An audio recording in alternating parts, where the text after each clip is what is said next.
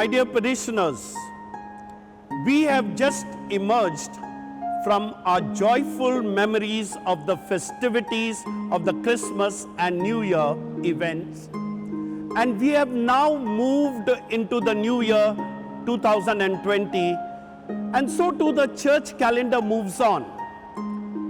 In rejoicing at the nativity of the Lord, it is equally important that we reflect on the mission as to why Jesus came into the world, the redemption and salvation by his death and resurrection. These events in the Christian calendar require a meaningful preparation which will be marked by the 40 days of Lent that we enter into. In this parish, during the Lenten season, we will be having the English and Konkani missions for the parishioners in general, as well as a special mission for a chosen group of 40. We also have the Lenten reflections in music and song, the confessions, all leading us to the Holy Week finale. Meanwhile, God's blessings on all our children and youth appearing for the exams. And what is my message to you? First and foremost, we need to engage ourselves in a deeper reflection of what Jesus Christ means to us by his death and resurrection.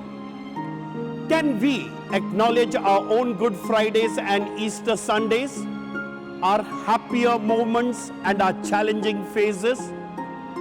When our plans have been stalled, our dreams upset, the castles we built collapsed, and we face nothingness, then in the Good Fridays of life, God begins to work in us the Easter Sundays.